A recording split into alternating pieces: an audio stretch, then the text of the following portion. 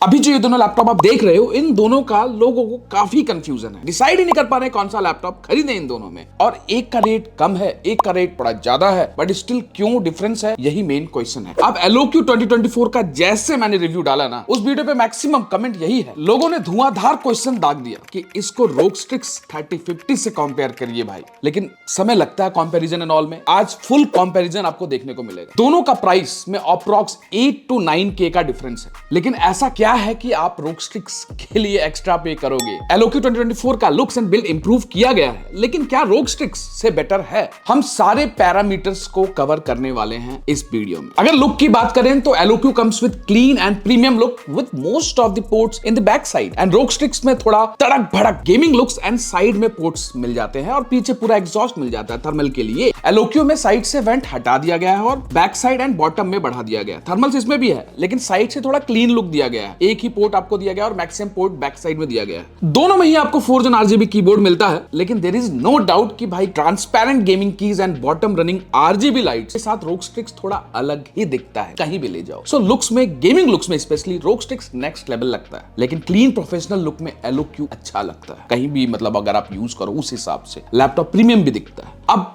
बताओ आप क्या पसंद करते हो, कमेंट करके जरूर बताना। इसी चीज का पैसा ROG Strix ने थोड़ा बढ़ाया है, और भी चीजें आगे बताता हूं। सेकंड है बिल्ड क्वालिटी। ROG Strix में टॉप लिड मेटल बिल्ड के साथ मिलता है, बॉटम एंड इनसाइड पॉलीकार्बोनेट मिलता है, और बॉटम में थोड़ा सा रबराइज्ड फिनिश्ड फॉर ग्रिप देखने को मिलता है। लेकिन एलोक्यू आपको फुल पॉलीकार्बोनेट के साथ देखने को मिलता है। वेट की जहां तक बात करें, स्टिल मेटल बिल्ड होने के बाद भी ROG Strix में आपको 2.25 kg का मिलता है, और एलोक्यू आपको 2.5 kg का थोड़ा हैवियर साइड पड़ता है। दोनों ही laptop single hand easily open हो जाता है विद ईज, कोई प्रॉब्लम नहीं है। वेट रेशियो काफी अच्छा है, लेकिन ROG Strix विंस बिकॉज इसमें हिंजेस काफी स्टिफ है, काफी स्टेबल है, जबकि एलोक्यू में थोड़ा वोबलिंग देखने को मिलता है, पहले भी था अभी भी मिलता है, तो दैट इज मैनेजेबल, कोई ऐसी बड़ी चीज नहीं है, लेकिन है। अब भाई 9K एक्स्ट्रा पे कर रहे हो तो कुछ तो आपको डिफरेंस मिलना है ना, लेकिन परफॉर्मेंस की बात अलग है, वो आगे देखेंगे। जहां तक कीबोर्ड के आर्किटेक्चर की बात है तो आपको एलोक्यू में फुल साइज्ड कीबोर्ड मिलता है, एंड टाइपिंग एक्सपीरियंस भी नेक्स्ट लेवल है, बिकॉज जो की प्लेसमेंट है वो कहीं ना कहीं लीजन से inspired, so you are going to feel good while typing. साथ ही एलोक्यू में जो आपको एरो कीज है ना, जिससे नॉर्मली आप गेमिंग करोगे, वो सेपरेटली प्रॉपर साइज के साथ आपको मिलता है, तो आपको गेमिंग के लिए अलग से कीबोर्ड नहीं लगाना पड़ेगा। अगर ROG Strix की बात करें तो इसमें भाई आपको नम पैड नहीं मिलता है, ना ही ट्रैक पैड में इस वाले मॉडल में आपको ROG Strix ने प्रोवाइड किया है। टाइपिंग फील आपको अच्छा मिलने वाला है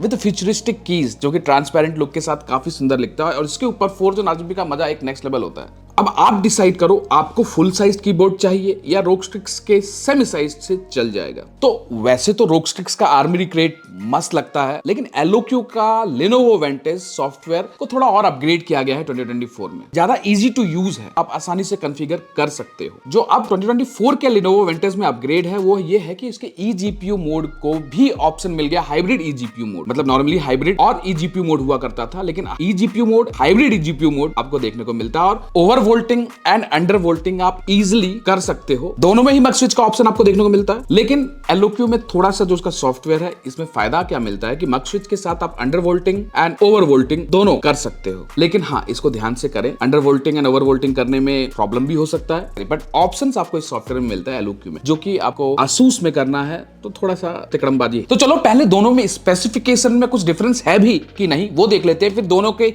स्कोर्स, परफॉर्मेंस स्कोर्स कंपेयर कर लेते हैं, एंड फिर गेमिंग करके चेक करेंगे, और फाइनली अपना कंक्लूजन बताएंगे। एक बार स्पेसिफिकेशन देख लेते हैं, आपके सामने स्क्रीन पर है भाई, दोनों साइड ऑलमोस्ट सेम ही स्पेक्स आपको देखने को मिल रहा है। स्पेक अगर आप बस वाईफाई देखो तो वाईफाई 6E देखने को मिलता है ROG Strix में, जबकि इधर वाईफाई 6 मिलता है। MS ऑफिस लाइफ टाइम दोनों में ही है, दोनों ही 95 वॉट TGP के साथ देखने को मिलता है। 4800 मेगाहर्ट्ज का रैम दोनों में ही मिलता है। जहां तक SSD की बात है तो Gen 4 SSD है, एक तरफ 512, दूसरी तरफ भी 512, अपग्रेड कर सकते हो आप ऑलमोस्ट 2 TB पर स्लॉट। कंपनी तो नहीं कहती है, बट कंपनी 1 TB पर स्लॉट करती है, बट आप आराम से 2 TB पर स्लॉट कर सकते हो। नेक्स्ट अगर हम इसका थोड़ा सा अगर डिस्प्ले की बात करें तो डिस्प्ले भाई देखो, एक तरफ 16 इंच का है, दूसरी तरफ 15.6 इंच का है, लेकिन लेफ्ट साइड में आपको WQXGA डिस्प्ले मिलता है, जो कि 1920x1200 पिक्सल है, और राइट साइड में 1920x1080 जो कि एलोक्यू में है। 100% sRGB, brightness 250 and 300 and 4 Gen RGB and all, तो दोनों में ही देखने को मिलता है। अब थोड़ा पोर्ट्स देख लेते हैं भाई। लेफ्ट साइड में आपको Thunderbolt 4 का सपोर्ट देखने को मिल रहा है, और 3.2 Gen 2 के पोर्ट देखने को मिल रहे हैं, और राइट साइड में 3.2 Gen 1 मिल रहा है, और आपको इधर सी टाइप जो मिल रहा है वो भी 3.2 Gen 2 देखने को मिलता है।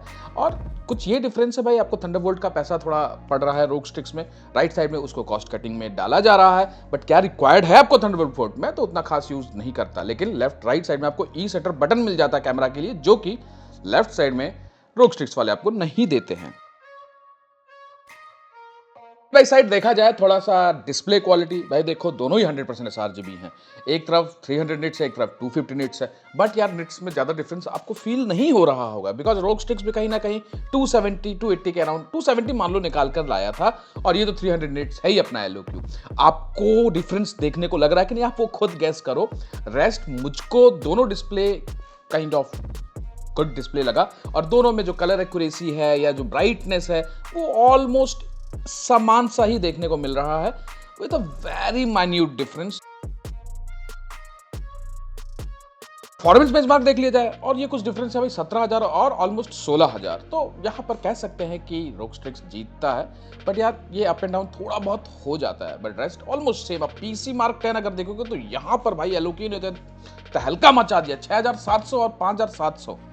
इसका रीजन क्या हो सकता है? गैस करो। Might be AI। और अगर आप यहाँ पर 3D Mark 10 स्कोर देखोगे तो ये ऑलमोस्ट सेम ही है दोनों का, मतलब दोनों का GPU सेम है, 95 वाट है, तो सेम ही है। और यहाँ पर अगर आप ब्लेंडर स्कोर देखोगे तो भाई अपना रोग स्टिक्स 1500 का स्कोर निकाल कर लाता है, तो ब्लेंडर के हिसाब से कहीं ना कहीं थोड़ा बेटर रहने वाला है अपना।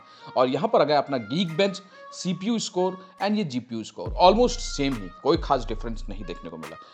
नेक्स्ट अगर रीड राइट स्कोर अगर आप देखोगे तो रीड राइट स्कोर पर आपको डिफरेंस देखने को मिलेगा कि भाई यहाँ LOQ का Gen 4 बेटर स्पीड निकाल कर ला रहा है, जबकि रोग स्टिक्स का 4300 पे ही अटक जा रहा है। तो this point is to be kept in mind.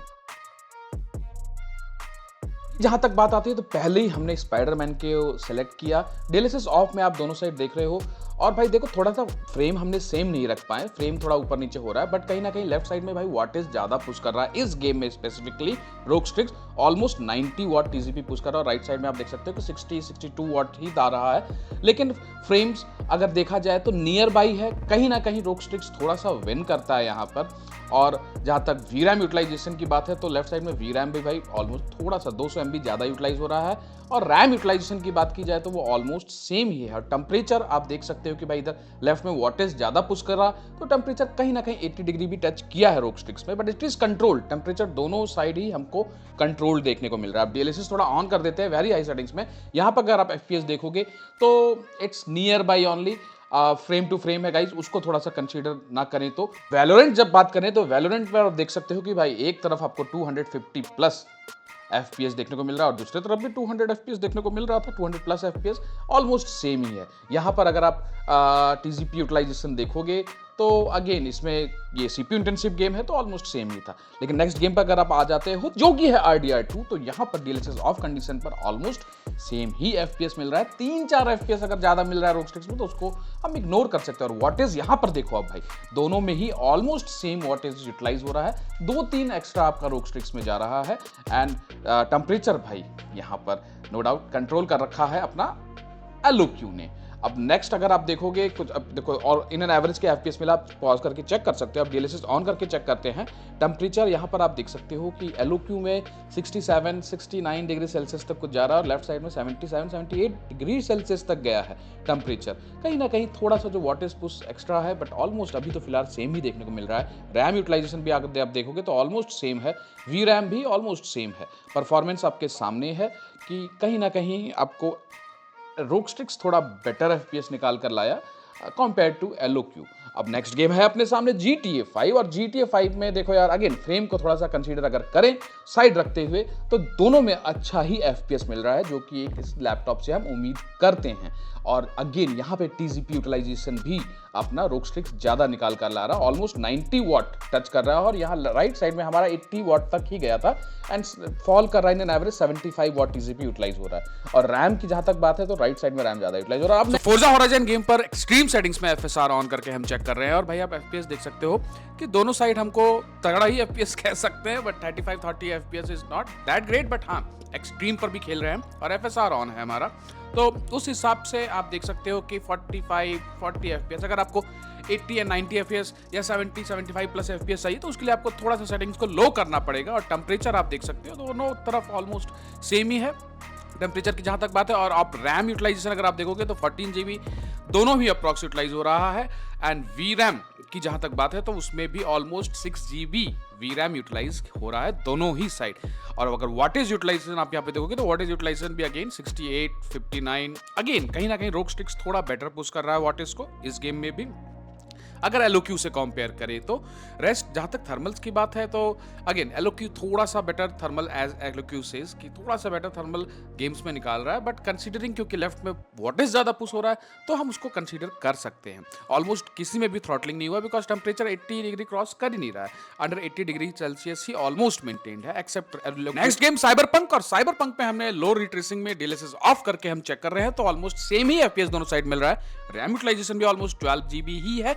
कहीं ना कहीं अगर आप टेम्परेचर की बात देखोगे तो टेम्परेचर अगेन दोनों साइड कंट्रोल्ड है less than 75 degree Celsius approximately. लेकिन वाटेज पुश भी आपको दोनों में ही इसमें साइबरपंक में राइट साइड एलओक्यू भी अपना पूरा ही पुश कर रहा है और लेफ्ट साइड भी अपना 94 95 तक जा रहा है। और जहां तक लेफ्ट में थोड़ा सा आपको स्क्रीन डिफरेंट एक्चुअली रिकॉर्डिंग दूसरे कैमरा से हुआ था रोग स्टिक्स का इसलिए थोड़ा कलर डिफरेंट दिख रहा होगा। बट डोंट कंसीडर दैट दोनों का ही कलर एक्यूरेसी बहुत अच्छा देखने को मिल रहा है जब आप एक्चुअल में एक्सपीरियंस करोगे। और टेम्परेचर की अगेन बात देखे जाए तो टेम्परेचर भी ऑलमोस्ट अप्रॉक्सिमेटली सेम है। लेफ्ट में अगेन रोग स्टिक्स थोड़ा सा ज्यादा टेम्परेचर चाह रहा but still that is less than 80 degree Celsius तो उसको भी आप ध्यान में रखो।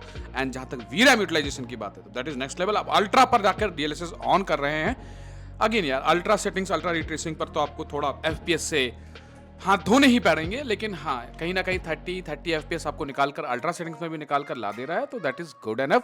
वाटेज पुश भी बहुत अच्छा हो रहा है। दोनों ही अपना 95 वॉट टीजीपी का लैपटॉप है और दोनों ही एक अच्छा आपको वाटेज पुश कर दे रहा है। रेस्ट आप पॉज कर प्रॉपरली सारे रीडिंग्स को चेकआउट कर सकते हो अपने बेटर अंडरस्टैंडिंग के लिए। परफॉर्मेंस वाइज दोनों ही लैपटॉप अपना बेस्ट दे रहे हैं। कहीं ना कहीं रोग स्टिक्स थोड़ा सा क्योंकि टीजीपी ज्यादा बेटर पुश कर रहा है मोस्ट ऑफ द केसेस में जैसा आप यहाँ देख सकते हो 90 वॉट टीजीपी तक गया है तो उस कारण से एफपीएस थोड़ा सा आपको लेफ्ट साइड में रोग स्टिक्स में बेटर मिल जाता है। तो लेकिन इसके पहले हम लोग नेक्स्ट गेम पर आ जाते हैं जो कि है अपना call of duty. Call of duty पर हम डीएलएसएस ऑन करके अल्ट्रा सेटिंग्स में चेक कर रहे हैं और यहाँ पर आप देख सकते हो कि भाई एफपीएस जानदार लड़ाई चल रही है। दोनों में सेम निकाल रहा है दोनों में टीजीपी सेम है। आपको क्या लगता है? मेरे को तो भाई लग रहा है कि ऑलमोस्ट ही परफॉर्मेंस सेम लग रहा है अगर 3-4 एफपीएस को साइड रख दे दूसरे गेम्स में जो हमने चेक किया है। Almost both the laptops are performing on the same level. Ultra settings पर आप देख सकते हो कि हमने एक्सट्रीम डीएलएसएस पर ऑन कर दिया तो एक्सट्रीम सेटिंग्स पे भी दोनों अगर 90 के ऊपर एफपीएस निकाल के ले आ रहा है तो भाई वारजोन जैसे खतरनाक गेम को भी आप आसानी से खेल सकते हो दोनों ही लैपटॉप में। GT 6 आएगा भी ना तो आप आसानी से खेल सकते हो इन दोनों लैपटॉप में।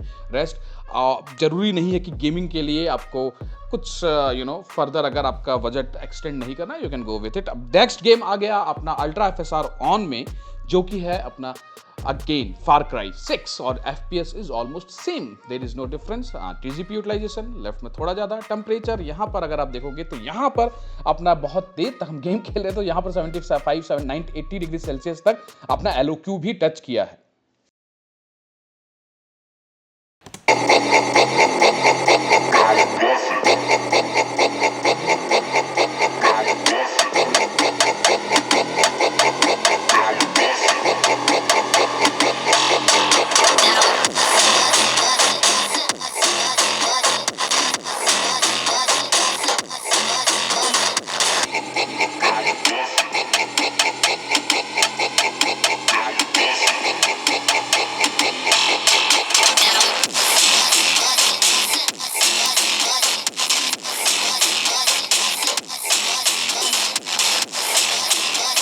तो मेरा वर्डिक्ट इन दोनों लैपटॉप को लेकर यह है दोस्तों कि आप इन दोनों में कोई भी लैपटॉप खरीदो दोनों ही ऑलमोस्ट सेम ही टक्कर के हैं। अब आपको ये सोचना है कि आप क्लीन लुक के साथ जाना चाहते हो और अपना 8-9 हजार रुपया बचाना चाहते हो कि आप रोग स्टिक्स के साथ जाना चाहोगे जिसमें 1-2 फीचर आपको एक्स्ट्रा मिल जाता है। देयर इज नो डाउट आपको वहां पर थंडरबोल्ट 4 पोर्ट देखने को मिल जाता है तो कुछ डिफरेंसेस हैं प्राइस 9K जो उन्होंने लिया है एक्स्ट्रा, वो उसके extra RGB looks, build, ports, इन चीजों का लिया है। लेकिन जहां तक परफॉर्मेंस की बात है दोनों लैपटॉप्स का, परफॉर्मेंस वाइज मुझको 4 से 5% का डिफरेंस देखने को मिला। दैट इज नॉट एनफ कि हम ये सोचे कि भाई दोनों के परफॉर्मेंस में ज्यादा डिफरेंस है। आपको क्या लगा कमेंट करके जरूर बताना। मेरे according both laptops are good. Now it's up to you to decide कि आप कौन सा लोगे और आप कौन सा यूज कर रहे हो और कौन सा लेने का फाइनल किए। कमेंट में बिना बताए मत जाना। और दोनों लैपटॉप का डिस्क्रिप्शन में लिंक दे रखा हूं दोस्तों। प्लस संपत्ति कंप्यूटर पर भी ये दोनों लैपटॉप आपको बेस्ट डील के साथ देखने को मिल जाएंगे। उनका भी नंबर डिस्क्रिप्शन में डाल रखा है। और ये रोगस्ट्रिक्स स्पेशली जो मेरे पास था वो संपत्ति कंप्यूटर के पास मैंने हैंडओवर कर दिया है। तो हो सकता है कि आपको रोगस्ट्रिक्स LOQ के ही दाम पर मिल जाए। तो you can call and check it out. So दोस्तों, आप लोगों के कहने पर मैंने कंपैरिजन तो ले आया, लेकिन आप लोग वीडियो देखकर सब्सक्राइब नहीं करोगे तो कैसे चलेगा दोस्तों। तो इसी बात पर यार, वीडियो अच्छी लगी हो तो सब्सक्राइब कर लेना, लाइक कर लेना एंड बेल आइकन दबाना मत भूलना। चलो मिलते हैं नेक्स्ट वीडियो में किसी और टॉपिक के साथ, किसी नए लैपटॉप के साथ। Might be HP women.